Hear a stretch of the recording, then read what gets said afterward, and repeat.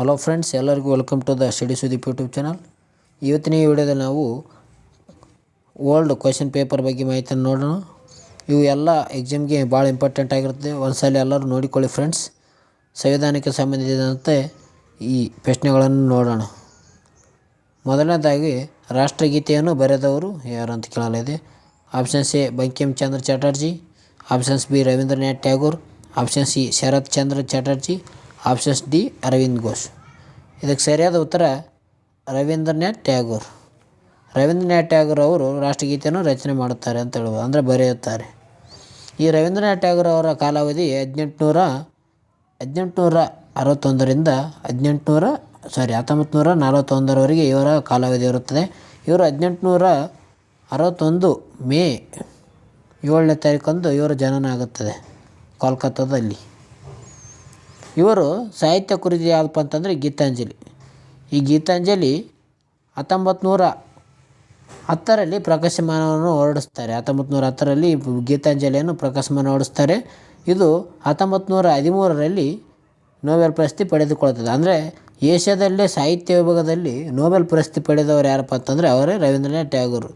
ಯಾವ ಕೃತಿ ಅಂದರೆ ಗೀತಾಂಜಲಿ. ಗೀತಾಂಜಲಿ ಕೃತಿಗೆ ನೊಬೆಲ್ ಪ್ರಶಸ್ತಿ ಪಡೆದ ವ್ಯಕ್ತಿ ಯಾರಂದರೆ ರವೀಂದ್ರನಾಥ್ ಟ್ಯಾಗೋರ್ ಅವರು. ಅದೇ ರೀತಿಯಾಗಿ ಇವರು ಸಂಸ್ಕೃತ ಮಿಶ್ರಿತ ಬಂಗಾಳಿ ಭಾಷೆಯಲ್ಲಿ ಇವರು ಒಂದು ಕೃತಿ ಜನಗಣಮನ ಎಂಬ ಗೀತೆಯನ್ನು ರಚನೆ ಮಾಡ್ತಾರೆ. ಈ ಗೀತೆ 1950 ಜನವರಿ 24ರಂದು ನಮ್ಮ ಭಾರತ ಸಂವಿಧಾನದ ರಚನಾ ಸಭೆಯು ರಾಷ್ಟ್ರಗೀತೆ ಎಂದು ಅಂಗೀಕರಿಸ್ತದೆ ಅಂತ ಹೇಳ್ಬೋದು. ಯಾವಾಗ? 1950 ಜನವರಿ 24ನೇ ತಾರೀಕರಂದು ಸಂವಿಧಾನ ಸಭೆ.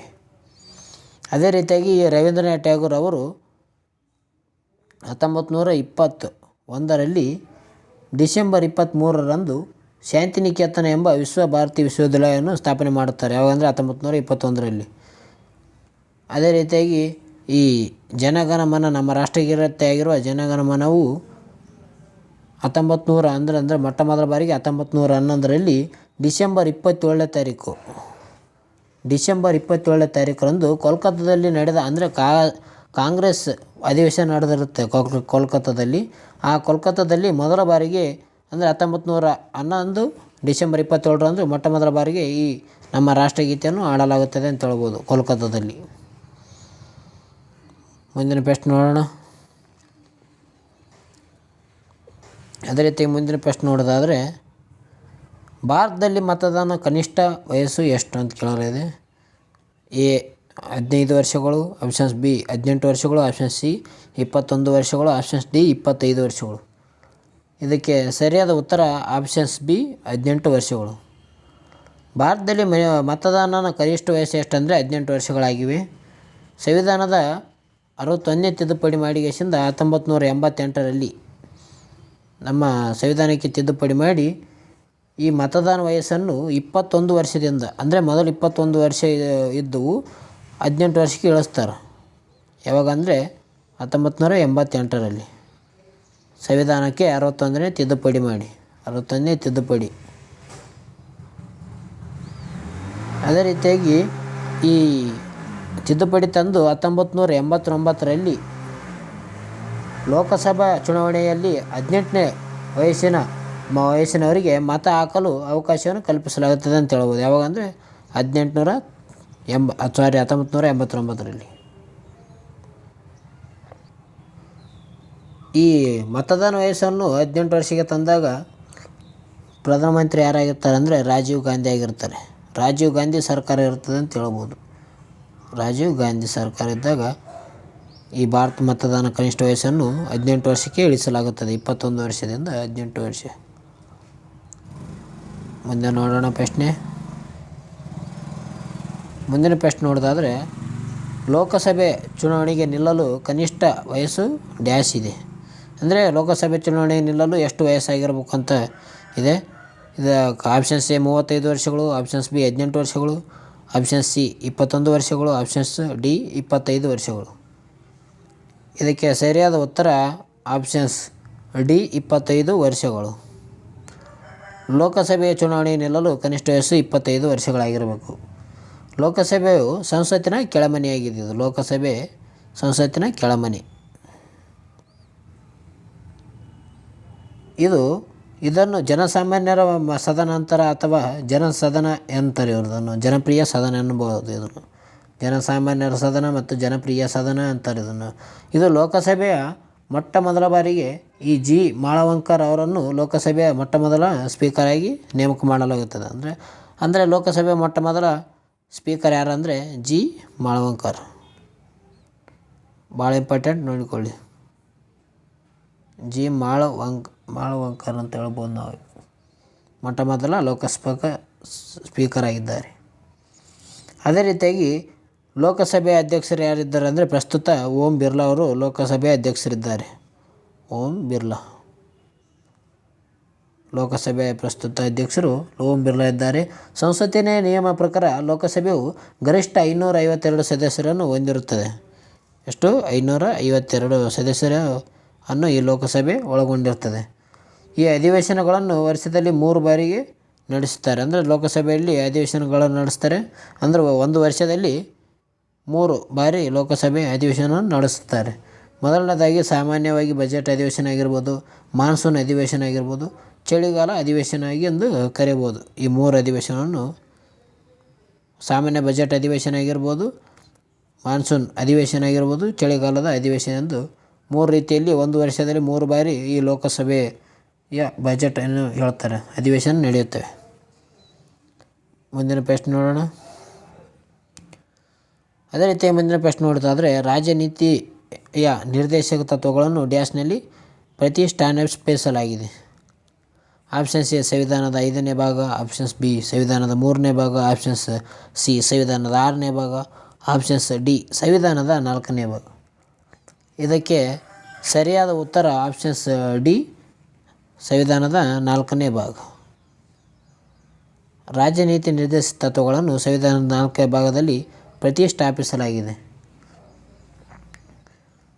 ಇದು ಸಂವಿಧಾನದ 36ನೇ ವಿಧಿಯಿಂದ ಹಿಡಿದು 51ನೇ ವಿಧಿಯವರೆಗೆ ಇವುಗಳನ್ನು ಒಳಗೊಂಡಿದೆ.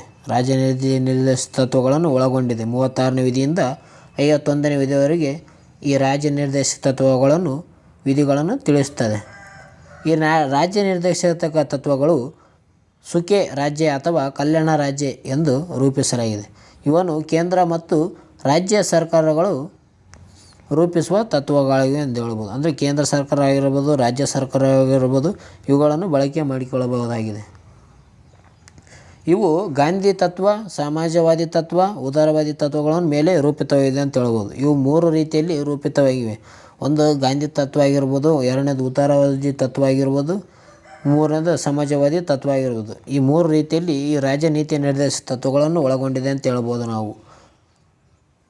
ಯಾವ ರಾಜನೀತಿ ನಿರ್ದೇಶಕ ತತ್ವಗಳು 36ನೇ ವಿಧಿಯಿಂದ 51ನೇ ವಿಧಿವರೆಗೂ. ಭಾಳ ಇಂಪಾರ್ಟೆಂಟ್, ನೋಡಿಕೊಳ್ಳಿ. ಮುಂದಿನ ಪ್ರಶ್ನೆ ನೋಡೋಣ. ಮುಂದಿನ ಪ್ರಶ್ನೆ, ಸಂಸತ್ತು ಮತ್ತು ರಾಜ್ಯ ಶಾಸನಗಳ ಸದಸ್ಯರನ್ನು ಪಕ್ಷಾಂತರ ಆಧಾರದ ಮೇಲೆ ಅನರ್ಹತೆಯನ್ನು ಡ್ಯಾಶ್ನಲ್ಲಿ ಒದಗಿಸಲಾಗಿದೆ. ಅಂದರೆ ಒಂದು ಸಂಸತ್ತಿನ ಅಥವಾ ಒಂದು ಶಾಸಕಾಂಗದ ಸದಸ್ಯರನ್ನು ಯಾವ ರೀತಿಯಾಗಿ ಪಕ್ಷಾಂತರದ ಅನರ್ಹತೆಯನ್ನು ತೆಗೆದುಕೊಳ್ಳಬೇಕೆಂದು ಡ್ಯಾಶ್ನಲ್ಲಿ ಒದಗಿಸಲಾಗಿದೆ ಅಂತ ಕೇಳಲಾಗಿದೆ ಪ್ರಶ್ನೆ. ನೋಡೋಣ. ಮೊದಲನೇದಾಗಿ ಆಪ್ಷನ್ ಸಿ ಸಂವಿಧಾನದ 11ನೇ ವಿವರ ಪಟ್ಟಿ, ಅಂದರೆ ಅನುಸೂಚಿ ಅಂತ ಹೇಳ್ಬೋದು ನಾವು, ವಿವರ ಪಟ್ಟಿ ಅಂತ ಹೇಳ್ತಾರೆ. ಅದೇ ರೀತಿಯಾಗಿ ಆಪ್ಷನ್ಸ್ ಬಿ ಸಂವಿಧಾನದ 10ನೇ ವಿವರ ಪಟ್ಟಿ, ಆಪ್ಷನ್ಸ್ ಸಿ ಸಂವಿಧಾನದ 7ನೇ ವಿವರ ಪಟ್ಟಿ, ಆಪ್ಷನ್ಸ್ ಡಿ ಸಂವಿಧಾನದ 12ನೇ ವಿವರ ಪಟ್ಟಿ. ಇದಕ್ಕೆ ಸರಿಯಾದ ಉತ್ತರ ಆಪ್ಷನ್ಸ್ ಬಿ ಸಂವಿಧಾನದ 10ನೇ ವಿವರ ಪಟ್ಟಿ. ಅಂದರೆ 10ನೇ ಅನುಸೂಚಿಯಲ್ಲಿ ಈ ಪಕ್ಷಾಂತರ ನಿಷೇಧ ಕಾಯ್ದೆಯನ್ನು ರೂಪಿಸಲಾಗಿದೆ, ಒದಗಿಸಲಾಗಿದೆ ಎಂದು ಕೂಡ ಹೇಳಬಹುದು ನಾವು. ಅಂದರೆ ಸಂಸತ್ತು ಮತ್ತು ರಾಜ್ಯ ಶಾಸಕಗಳ ಸದಸ್ಯರನ್ನು ಪಕ್ಷಾಂತರ ಆಧಾರದ ಮೇಲೆ ಅನರ್ಹತೆಯನ್ನು ಸಂವಿಧಾನದ 10ನೇ, ಅಂದರೆ ಯಾವುದು 10ನೇ ವಿವರ ಪಟ್ಟಿ ಅಂತ ಹೇಳ್ಬೋದು, 10ನೇ ಅನುಸೂಚಿ ಅಂತ ಹೇಳ್ಬೋದು, ಅಲ್ಲಿ ಒದಗಿಸಲಾಗಿದೆ. ಇದನ್ನು 1985ರಲ್ಲಿ 52ನೇ ತಿದ್ದುಪಡಿ ಮಾಡಿ, ಅಂದರೆ ಯಾವಾಗ 1985ರಲ್ಲಿ ಎಷ್ಟನೇ ತಿದ್ದುಪಡಿ? 52ನೇ ತಿದ್ದುಪಡಿ ಮಾಡಿ.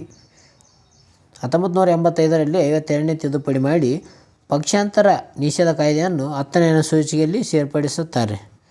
ಯಾವಾಗ? 10ನೇ ಅನುಸೂಚಿಯಲ್ಲಿ ಸೇರಿಸಲಾಗಿದೆ. 1985ರಲ್ಲಿ 52ನೇ ತಿದ್ದುಪಡಿ ಮಾಡಿ ಅಂತ ಹೇಳ್ಬೋದು. ಓಕೆ ಫ್ರೆಂಡ್ಸ್, ಮುಂದಿನ ಪ್ರಶ್ನೆ ನೋಡೋಣ.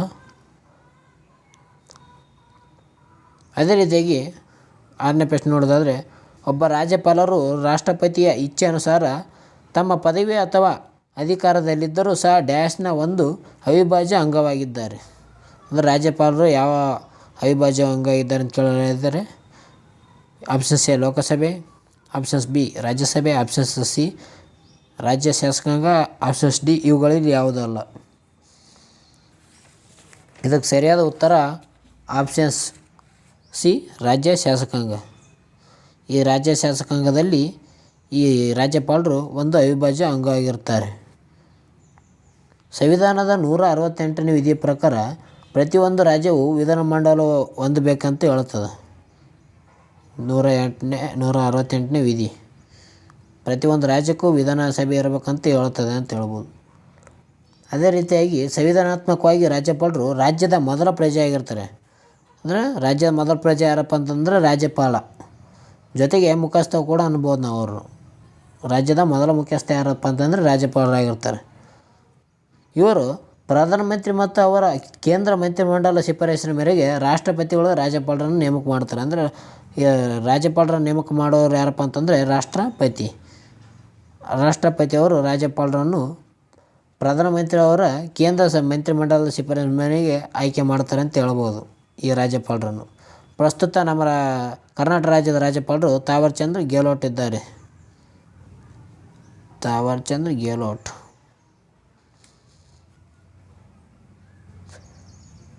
ಮುಂದಿನ ಪ್ರಶ್ನೆ ನೋಡೋಣ. ಮುಂದಿನ ಪ್ರಶ್ನೆ ನೋಡೋದಾದರೆ, ಕರ್ನಾಟಕ ರಾಜ್ಯದ ಮೊದಲ ರಾಜ್ಯಪಾಲ ಯಾರು? A options A S M Shri Nagesh, options B V V Giri, options C Gundu Rao, options D Jayachamarajendra Wodeyar. ಇದಕ್ಕೆ ಸರಿಯಾದ ಉತ್ತರ ಆಪ್ಷನ್ ಡಿ ಜಯಚಾಮರಾಜೇಂದ್ರ ಒಡೆಯರ್. ಇವರು ಕರ್ನಾಟಕ ರಾಜ್ಯದ ಮೊದಲ ರಾಜ್ಯಪಾಲರಾಗಿರ್ತಾರೆ, ಜಯಚಾಮರಾಜೇಂದ್ರ ಒಡೆಯರ್ ಅವರು. ಈ ಜಯಚಾಮರಾಜ ಒಡೆಯರ್ ಅವರು 1950 ಜನವರಿ 26ರಿಂದ 1956 ನವಂಬರ್ 1 ತನಕ ಇರ್ತಾರೆ. ಇವರು ಯಾರಂದರೆ ಜಯಚಾಮರಾಜ ಒಡೆಯರ್ ಅವರು. ಇವರು ಮೈಸೂರು ರಾಜ್ಯದ ರಾಜ್ಯಪಾಲರಾಗಿರ್ತಾರೆ. ಇವರು 1956ರಲ್ಲಿ ನವಂಬರ್ 1ರಿಂದ 1963 ಮೇ 4ರವರೆಗೆ ಮೈಸೂರಿನ ರಾಜ್ಯದ ಮೊದಲ ರಾಜ್ಯಪಾಲರಾಗಿ ಸೇವೆ ಸಲ್ಲಿಸಿದ್ದಾರೆ. ಇವರು ಯಾರು ಅಂದರೆ ಜಯಚಾಮರಾಜೇಂದ್ರ ಒಡೆಯರ್ ಅವರು. ಅದೇ ರೀತಿಯಾಗಿ ನಮ್ಮ ಕರ್ನಾಟಕದ ರಾಜ್ಯಪಾಲರಾಗಿ ನಂತರ ಉಪರಾಷ್ಟ್ರಪತಿಯಾಗಿ ನಂತರ ಮತ್ತೆ ರಾಷ್ಟ್ರಪತಿ ಆದವರು ಯಾರಪ್ಪ ಅಂತಂದರೆ ವಿ ವಿ ಗಿರಿ. ಇವರು ಕರ್ನಾಟಕದಲ್ಲಿ ಮೊದಲು ರಾಜ್ಯಪಾಲರಾಗಿರ್ತಾರೆ, ನಂತರ ಉಪರಾಷ್ಟ್ರಪತಿ ಆಗ್ತಾರೆ, ಮತ್ತು ಆಮೇಲೆ ರಾಷ್ಟ್ರಪತಿ ಹುದ್ದೆಗೆ ಅಲಂಕರಿಸ್ತಾರೆ ಯಾರಪ್ಪ ಅಂತಂದರೆ ವಿ ವಿ ಗಿರಿ. ವಿ ವಿ ಗಿರಿಯವರು ರಾಷ್ಟ್ರಪತಿಯಾಗಿ ಇದ್ದಾರೆ ಕರ್ನಾಟಕದಿಂದ. ಅದೇ ರೀತಿಯಾಗಿ ಕರ್ನಾಟಕದ ಮೊದಲ ಮಹಿಳಾ ರಾಜ್ಯಪಾಲರು ಯಾರಪ್ಪ ಅಂತಂದರೆ ವಿ ಎಸ್ ರಾಮದೇವಿ ಅಂತ ಹೇಳ್ಬೋದು ನಾವು. ವಿ ಎಸ್ ರಾಮದೇವಿ ಅವರು ಕರ್ನಾಟಕದ ಮೊದಲ ರಾಜ್ಯಪಾಲ ಮಹಿಳೆಯಾಗಿದ್ದಾರೆ. ಅದೇ ರೀತಿಯಾಗಿ ನಮ್ಮ ಕರ್ನಾಟಕ ರಾಜ್ಯವನ್ನು ಅಂದರೆ ಮೈಸೂರು ಅಂತ ಇತ್ತು ಮೊದಲು ನಮ್ಮದು ಕರ್ನಾಟಕ ರಾಜ್ಯ. ಮೈಸೂರು ರಾಜ್ಯವನ್ನು ಕರ್ನಾಟಕ ಎಂದು ನಾಮಕರಣ ಮಾಡಿದಾಗ ಕರ್ನಾಟಕದ ರಾಜ್ಯಪಾಲರು ಯಾರಾಗಿರ್ತಾರೆ ಅಂದರೆ ಮೋಹನ್ ಲಾಲ್ ಸುಖವಡಿ ಅವರು ಕರ್ನಾಟಕದ ರಾಜ್ಯಪಾಲರಾಗಿರ್ತಾರೆ. ಯಾವಂದರೆ 1973 ನವಂಬರ್ 1ನೇ ತಾರೀಕಂದು ನಮ್ಮ ಮೈಸೂರು ರಾಜ್ಯವನ್ನು ಕರ್ನಾಟಕ ಎಂದು ನಾಮಕರಣ ಮಾಡಿದ ಸಮಯದಲ್ಲಿ ಈ ಮೋಹನ್ ಲಾಲ್ ಸುಖವಡಿ ಅವರು ನಮ್ಮ ರಾಜ್ಯದ ರಾಜ್ಯಪಾಲರಾಗಿರ್ತಾರೆ ಅಂತ ಹೇಳ್ಬೋದು. ಮುಂದಿನ ಪ್ರಶ್ನೆ ನೋಡೋಣ. ಭಾರತದ ಸಂಸತ್ತು ಯಾವುದನ್ನು ಒಳಗೊಂಡಿದೆ? ಆಪ್ಷನ್ಸ್ ಎ ಲೋಕಸಭೆ, ರಾಜ್ಯಸಭೆ, ಆಪ್ಷನ್ಸ್ ಬಿ ಲೋಕಸಭೆ, ರಾಜ್ಯಸಭೆ, ಭಾರತ ರಾಷ್ಟ್ರಪತಿ, ಆಪ್ಷನ್ಸ್ ಸಿ ಲೋಕಸಭೆ, ರಾಜ್ಯಸಭೆ, ಪ್ರಧಾನಮಂತ್ರಿ, ಆಪ್ಷನ್ಸ್ ಡಿ ಲೋಕಸಭೆ, ರಾಜ್ಯಸಭೆ, ಪ್ರಧಾನಮಂತ್ರಿಗಳು. ಇದಕ್ಕೆ ಸರಿಯಾದ ಉತ್ತರ ಆಪ್ಷನ್ಸ್ ಬಿ. ಲೋಕಸಭೆ, ರಾಜ್ಯಸಭೆ ಮತ್ತು ಭಾರತ ರಾಷ್ಟ್ರಪತಿಗಳನ್ನು ನಮ್ಮ ಸಂಸತ್ತು ಒಳಗೊಂಡಿದೆ ಅಂತ ಹೇಳ್ಬೋದು. ಅಂದರೆ ಭಾರತ ಸಂಸತ್ತು ಲೋಕಸಭೆ ಆಗಿರ್ಬೋದು, ರಾಜ್ಯಸಭೆ ಆಗಿರ್ಬೋದು, ರಾಷ್ಟ್ರಪತಿಯವರನ್ನು ಒಳಗೊಂಡಿದೆ. ಲೋಕಸಭೆ ಮತ್ತು ರಾಜ್ಯಸಭೆಯಲ್ಲಿ ಅಂಗೀಕಾರವಾದ ಮಸೂದೆಯನ್ನು ಅಂದರೆ ಕಾಯ್ದೆ ರೂಪಕ್ಕೆ ತರಲು ರಾಷ್ಟ್ರಪತಿಯವರು ಸಹಿ ಬೇಕಾಗ್ತದೆ ಅಂತ ಹೇಳ್ಬೋದು. ಅಂದರೆ ರಾಷ್ಟ್ರಪತಿ ಸಹಿ ಇರಬೇಕು.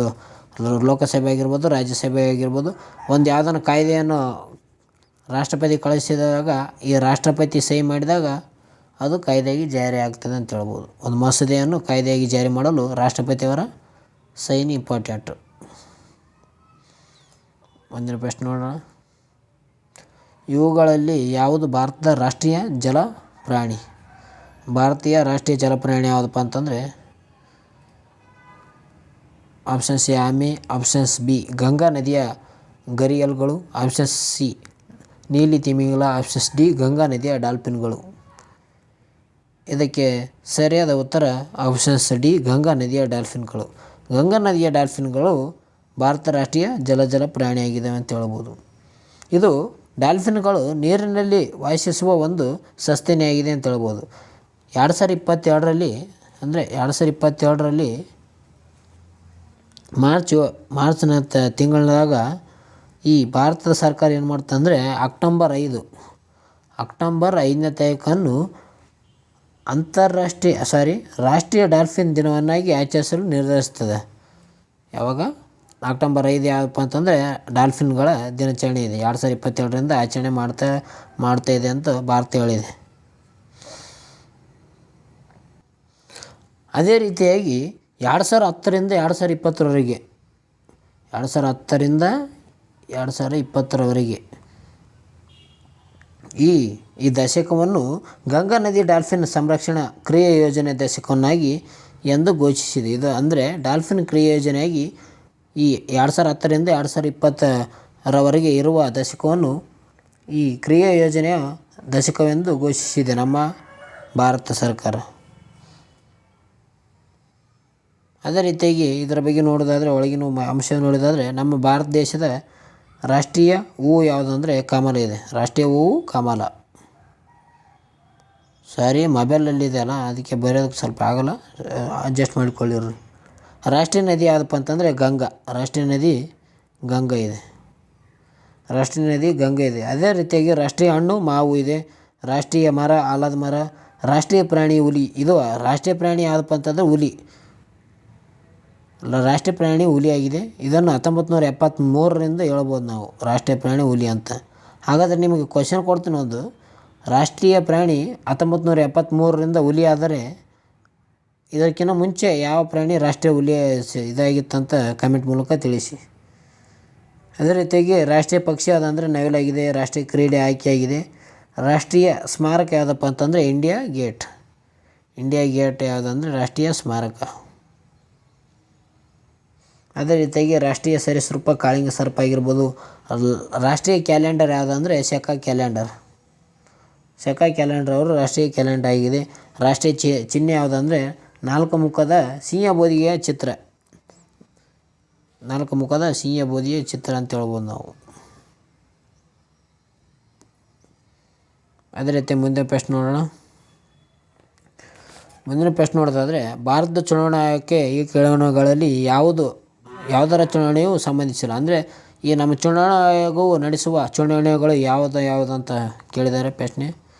Options A Lok Sabha, options B ಅಂದರೆ ಅಧ್ಯಕ್ಷರು ಅಥವಾ ರಾಷ್ಟ್ರಪತಿ, ಆಪ್ಷನ್ಸ್ ಸಿ ಪಂಚಾಯಿತಿಯ ಮತ್ತು ಪುರಸಭೆಗಳು, ಆಪ್ಷನ್ಸ್ ಡಿ ಇವುಗಳಲ್ಲಿ ಯಾವುದೂ ಅಲ್ಲ. ಇದಕ್ಕೆ ಸರಿಯಾದ ಉತ್ತರ ಯಾವುದಪ್ಪ ಅಂತಂದರೆ ಆಪ್ಷನ್ಸ್ ಸಿ ಪಂಚಾಯಿತಿಯ ಪುರಸಭೆಗಳು. ಅಂದರೆ ಈ ರಾಷ್ಟ್ರೀಯ ಆಯೋಗ ಚುನಾವಣೆ ನಡೆಸೋದು ಯಾವುದಕ್ಕಂದರೆ ಲೋಕಸಭೆ ಆಗಿರೋದು ರಾಷ್ಟ್ರಪತಿ ನಡೆಸ್ತದೆ. ಈ ಪಂಚಾಯಿತಿಯ ಪುರಸಭೆಗಳ ಚುನಾವಣೆಯನ್ನು ರಾಜ್ಯಸಭೆ ನಡೆಸ್ತದೆ ಅಂತ ಹೇಳ್ಬೋದು. ಅಂದರೆ ಕೇಂದ್ರ ಚುನಾವಣಾ ಆಯೋಗವು ಭಾರತದ ರಾಷ್ಟ್ರಪತಿ ಆಗಿರ್ಬೋದು, ಉಪರಾಷ್ಟ್ರಪತಿ ಆಗಿರ್ಬೋದು, ಲೋಕಸಭೆ, ರಾಜ್ಯಸಭೆ, ವಿಧಾನಸಭೆಯ ಮತ್ತು ವಿಧಾನ ಪರಿಷತ್ಗಳ ಚುನಾವಣೆಗಳನ್ನು ನಡೆಸ್ತದೆ. ಅಂದರೆ ಒಟ್ಟು ಆರು ಚುನಾವಣೆಗಳನ್ನು ಇದು ನಮ್ಮ ರಾಷ್ಟ್ರೀಯ ಚುನಾವಣಾ ಆಯೋಗ ನಡೆಸ್ತದೆ. ಈ ರಾಜ್ಯ ಚುನಾವಣಾ ಆಯೋಗ ಈ ಪಂಚಾಯಿತಿಗಳ ಬಗ್ಗೆ ಅಥವಾ ಪುರಸಭೆಗಳ ಬಗ್ಗೆ ನೋಡಿಕೊಳ್ತದೆ. ಇವು ಗ್ರಾಮೀಣ ಸ್ಥಳೀಯ ಸಂಸ್ಥೆಗಳಾಗಿರ್ಬೋದು. ನಗರ ಸ್ಥಳೀಯ ಸಂಸ್ಥೆಗಳಾದ ಈ ಪುರಸಭೆ ನಗರ ಪಾಲಿಕೆಗಳ ಚುನಾವಣೆಗಳನ್ನು ನಮ್ಮ ರಾಜ್ಯ ಚುನಾವಣಾ ಆಯೋಗ ನಡೆಸ್ತದೆ ಅಂತ ಹೇಳ್ಬೋದು. ಇದು ಮೊಬೈಲ್ ಆದ ಕಾರಣ ಸ್ವಲ್ಪ ಬರೆಯಲು ಆಗ್ತಾಯಿಲ್ಲ, ಇರಲಿ ಅಡ್ಜಸ್ಟ್ ಮಾಡಿಕೊಳ್ಳಿ ಫ್ರೆಂಡ್ಸ್. ಓಕೆ ಫ್ರೆಂಡ್ಸ್, ಇವತ್ತಿನ ವಿಡಿಯೋದಲ್ಲಿ ಇಷ್ಟೇ. ನಿಮ್ಗೇನಾದರೂ ನಮ್ಮ ಚಾನಲ್ ಇಷ್ಟ ಆದರೆ ಲೈಕ್ ಮಾಡಿ, ಶೇರ್ ಮಾಡಿ, ಸಬ್ಸ್ಕ್ರೈಬ್ ಮಾಡಿ. ಅದೇ ರೀತಿಯಾಗಿ ಮುಂದಿನ ವಿಡಿಯೋದಲ್ಲಿ ಸಿಗೋಣ. ನಿಮಗೆ ಎಲ್ಲರಿಗೂ ಶೇರ್ ಮಾಡಿ ಫ್ರೆಂಡ್ಸ್. ಸ್ಪರ್ಧಾ ವಿಜೇತ ಮ್ಯಾಗ್ಝಿನ್ ಜುಲೈ ತಿಂಗಳ ಮುಂದಿನ ಭಾಗದಲ್ಲಿ ಬರುತ್ತೆ, ಆದಷ್ಟು ಬೇಗ. ಎಲ್ಲರೂ ನೋಡ್ಕೊಳ್ಳಿ ಒಂದ್ಸಲ. ಎಲ್ಲರಿಗೂ ಧನ್ಯವಾದಗಳು ಫ್ರೆಂಡ್ಸ್.